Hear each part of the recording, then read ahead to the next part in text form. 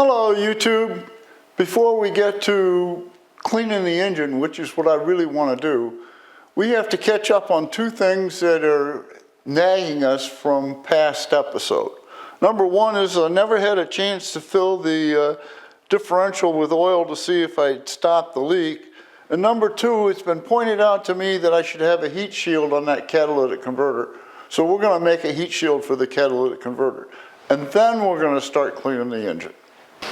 Let's see if this works or makes a mess.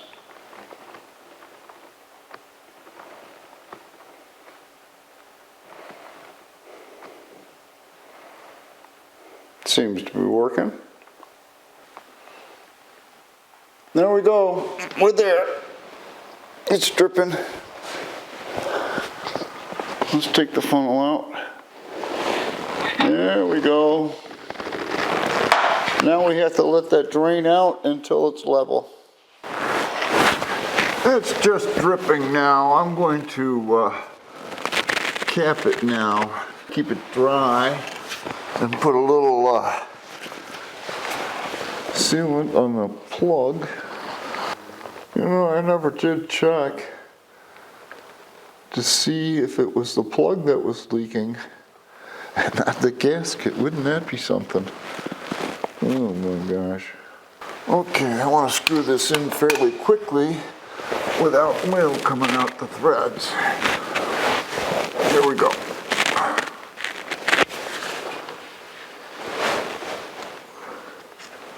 Right in. Perfect. The second follow-up thing I want to do is a suggestion that was made by a friend on the Jeep forum. His first name is Keith. He said that I should have a heat shield across the top of the catalytic converter, and he's absolutely correct. This thing gets much hotter than what the muffler does. So we need to make a heat shield for on top of here. It's completely gone. And what I envision is my first fastening point is right where the heat shield for the muffler starts, right in between this clamp. And we'll run all the way forward, and then we'll bend down and catch the holes that are in this flange. So we'll cover the whole thing and then down. And then I like the chop corner here. So what I think I'm going to do is I'm going to bring it out, bring it over, go forward, bring it back, and then tie into that bolt hole. And finally, what we'll have is a piece of flat metal, and we don't want it flat, so we'll bend it down on each side a little bit, and we'll put a couple beads in it. So it looks something like this, I think. We're going to go from the current muffler clamp with two holes. We're going to come out, down, back, out with a tab that we're going to bend. Maybe like that. Over, down, and back. And then we'll put a couple beads in it, and we'll put a bend in it. So that's kind of the idea. Let's make it out of paper first. Keith also suggested that it be made out of stainless instead of steel so it doesn't rust. And we happen to have a nice piece of stainless here, so let's make it out of this stainless steel. The top piece is going to run from here to here and bend down. So we need a piece that is 20 inches to the bend. Then it'll give us a little play room. 20 inches to the bend. We want to measure off from this point to this bend 20 inches. 20 inches.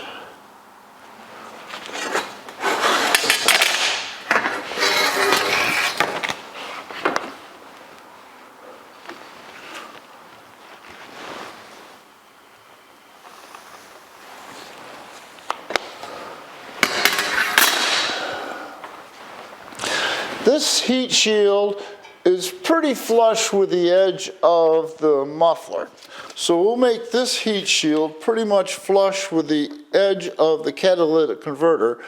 And it is 8.5 inches. But we're going to chew up some material when we do the bend, so we'll make it 9 inches. So the width is going to be 9 inches. So we'll mark off 4.5 and 9.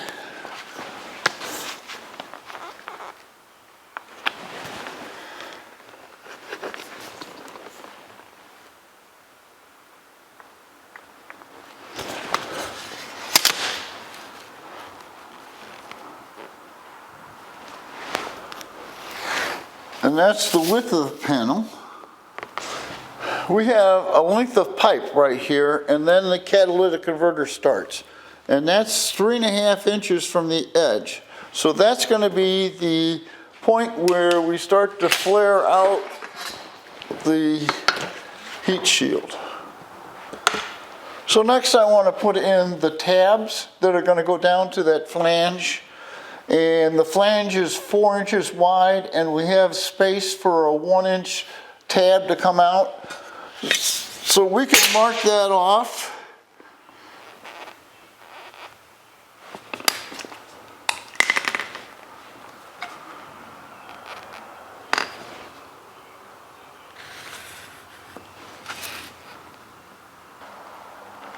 Next, we want to knock off the corners. So if I measure in, say, 2¼ inches to give us a nice little reveal right there, and 2¼ inches right here, and we'll line it up.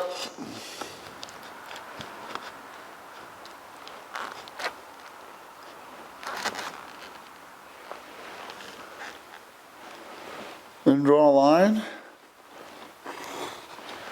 And same thing over here. So that's the outline. This gets gone, this goes, this goes, this goes. This is the heat shield. We'll put a bend right here.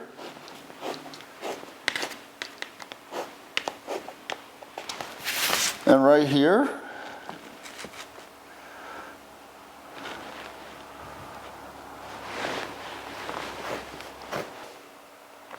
I think 3 beads. I think one goes right here.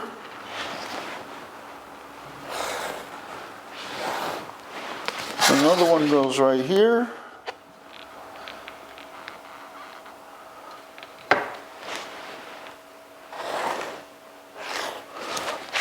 And a third one in the center. And the center is, it's 16.5, so 8.25. Let's cut it out and see what it looks like.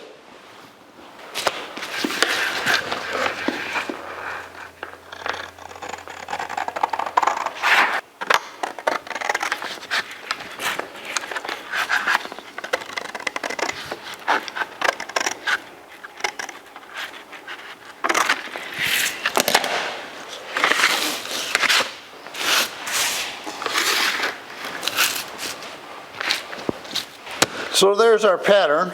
This is flat. We need to put a bend right there, a bend right there, and a bend right there to bend these tabs down. Let's put this bend in.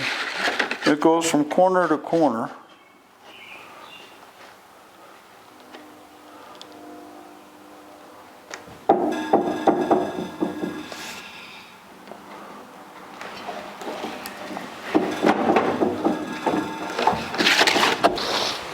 Okay, this thing is symmetrical, so we can turn it around like this to see what it's going to look like over the catalytic converter.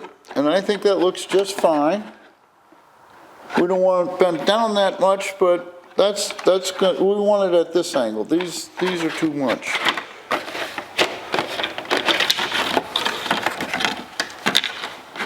There, like that. That looks fine, I think.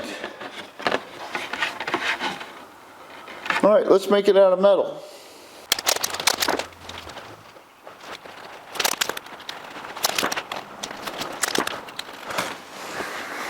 And we'll trace it out.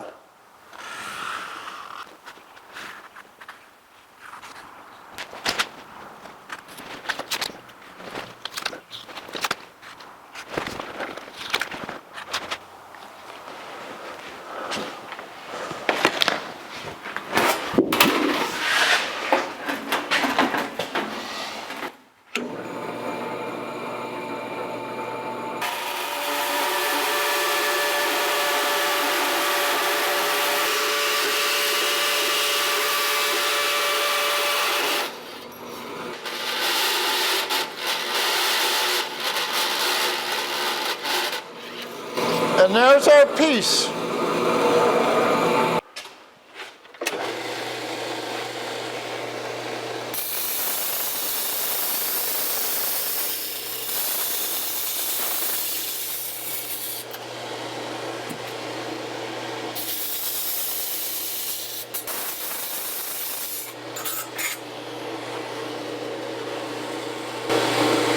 Now it's safe to handle. Our pattern and piece of metal look pretty much the same. Let's put the wing bends in place, and we'll start with a shallow bend because it's easier to put more bend in than it is to take bend out.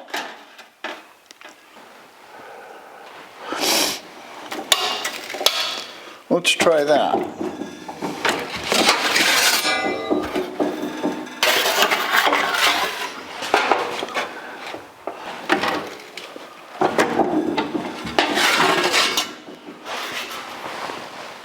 That's pretty even.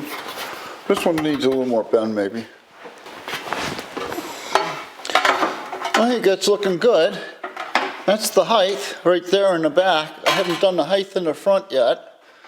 I got to drill holes in the back, but I think that's looking pretty good. The outline is pretty good. Let's put the bead rolls in. I made a mistake, and that was I didn't draw the line for the bead roll before I put the bends in here, and that means I can't put a ruler across this thing. So what I'm going to do is I'm just going to mark it from the pattern and take a piece of tape and lay it across the marks we just made.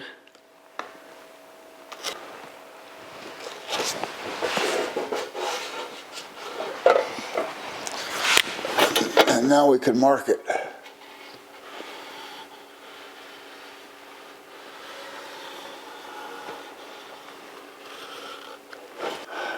I'm not an expert at this, and this is probably the fourth or fifth thing that I'm putting a bead in.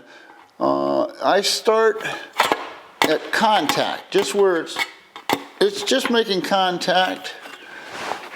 And normally on steel I go a full turn. I'm going to try a full turn here, but this may be too tough because it's stainless. And we crank it through.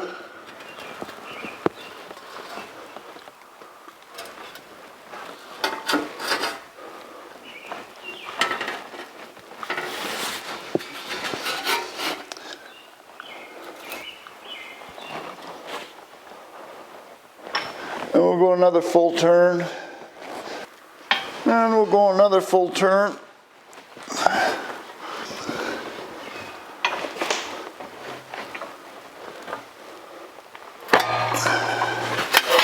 And there's our first bead. I think it's starting to look like something. Normally it would go right there, but it's got to go back another inch because that's where the holes are, and that'll slide this back an inch, which will mean these tabs will meet here. So I think the next thing we do is we support this muffler system so that we can take this clamp out to find out the position for those holes. This is the center line of the holes that we're going to mount the heat shield through in the back. Now we have to drill holes. This is a clamp that will hold this shield in place. So we'll mark the distance for those holes, and we'll put one right there.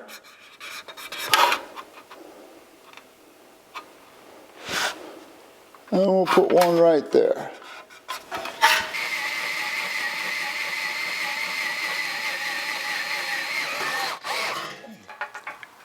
And our clamp fits nicely.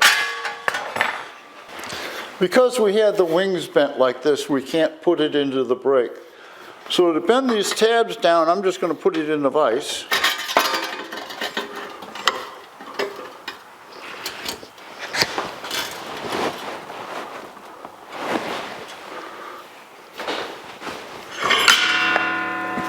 And bend it over.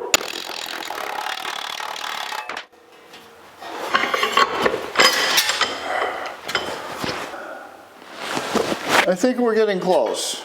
With the tabs bent down, the heat shield now goes into place. But what we have to do is determine the length of the tab in the front so that we can bolt it to the flange and have it even all the way down. And I think that's just about right there. So let's mark it.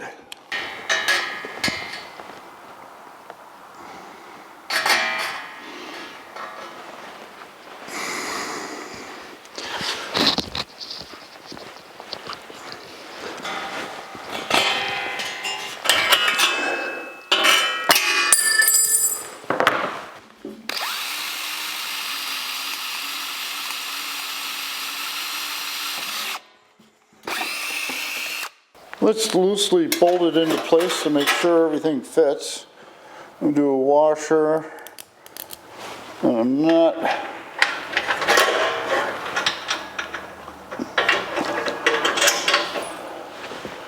Another washer, a lock nut, and a nut. I'm sorry, a lock washer and a nut.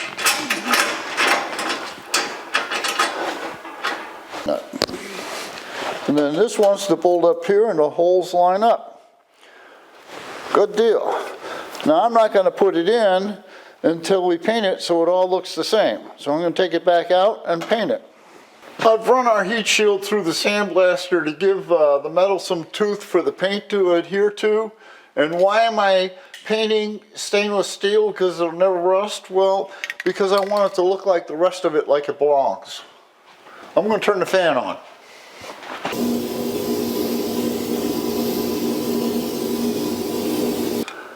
This is VHT paint. It's good from 1300 to 2000 degrees.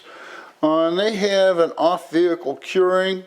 And I don't know if they mean for you to take it directly from spraying and go into the oven to start curing, or if you're supposed to wait for it to dry and then start curing. But I'm going to go ahead and put it right in the oven at 250 degrees according to what's on the back of the can. Let's see if we can put this together. This clamp's got to go around here. You've got the clamp on. We'll put the top part of the clamp on. We'll put the spacers on. We'll put the back shield on. We'll put the new front shield on. From a crude drawing to a paper template that's not too terrible bad, to a heat shield that looks like it's going to work just fine. It's just finger tight here because I want to wait until the engine's in, and once the engine's in, we'll tighten all the bolts up nice and tight. This new one was actually easier to make than the repair to the old one. The engine cleanup time has come. And I think in order to do a good job, we got to take the intake manifold and the exhaust manifold off. And that's complicated by this air manifold for the air pump. I've tried taking these bolts off, and I've been soaking them in penetrating oil now for about a week, and the bolts won't come off. I think I can get the intake manifold out of here without taking this air manifold off, and that's what we're going to attempt to do. The first thing we got to do is disconnect this EGR tube between the intake manifold and the exhaust pipe. In order to take the intake and the exhaust manifold off, we have to separate the two. And we have a tube running between the exhaust manifold and the intake manifold. And it's for the EGR valve. Now this one is rusted into the exhaust manifold and I can't get it out. It has been soaked with penetrating oil. This one I've been able to move.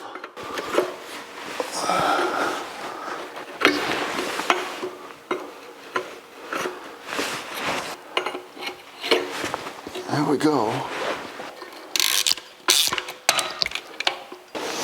We're down to 2 bolts holding this intake and exhaust in, and I'm going to loosen them up, but I'm not going to take them out. I don't want it to fall down.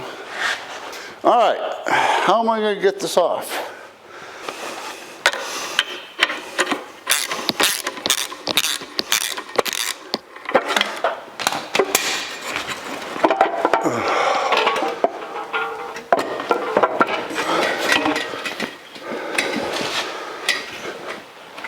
How about that? What I'm doing now is stuffing the intake and exhaust ports and the water passages with rags, and I'm using a whole rag and stuffing the whole chamber so that I know that I'm not going to get any water in there. And if I use a rag, then I know that I'll get it all out. If I use paper towel, I might not get it all out if I push it in this hard.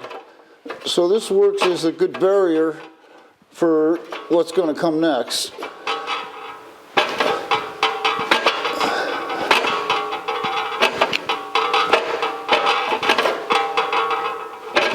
So that whole rag is in there. That's a good seal. The directions say spray it on and wait 10 or 15 minutes for it to do its work.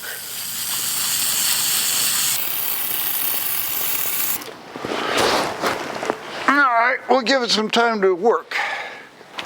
Well, I think we start from the top and work down.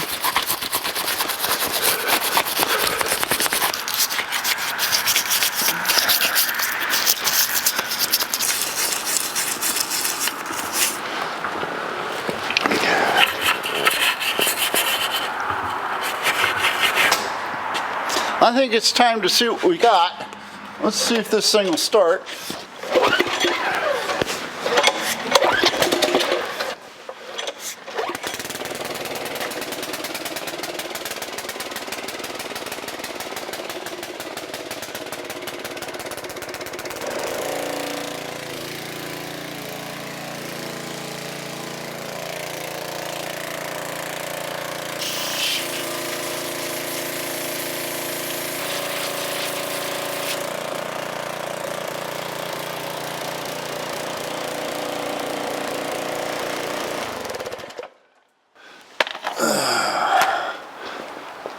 I see some blue paint, but boy, I'll tell you, I don't know what that is, but that's got to come off. We have to put the motor on an engine stand to finish cleaning it. And in order to do that, I have to take the clutch and the flywheel off. I hate taking it back off again, but we know how to do it. So let's do it. And off comes the clutch. Manual says that the flywheel is an integral part of the balance for the engine. So I want to put it back in exactly the same spot as I take it off. I don't know if you can see it, but right here is the punch mark for the clutch. I think what I'm going to do is put another punch mark right here and one on the crankshaft.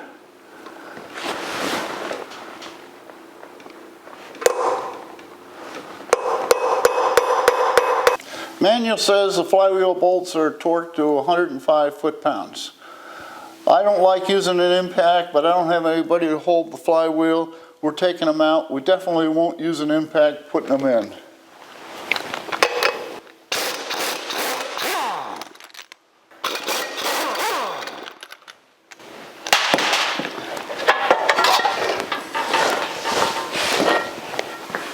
Off comes the shield.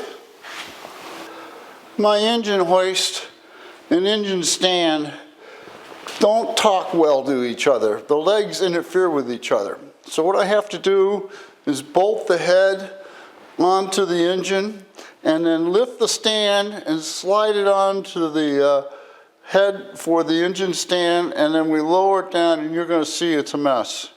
But here we go.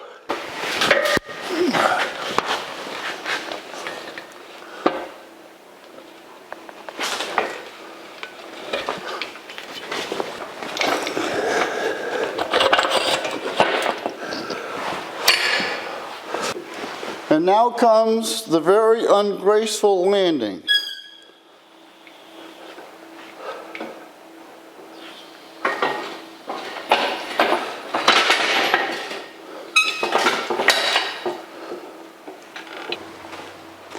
Off comes the lifting cradle. Let go. We've just completed phase 2 of the cleaning, and we successfully put the engine on the engine stand, and we're going to start phase 3 of the cleaning, and that involves removing all the obstructions to the block so we can clean it well. It should be obvious at this point that I'm not going to get to the point where I can paint this. I don't like two-parters, but this is going to be a two-parter. I have no other choice. If you enjoyed this video, there will be more.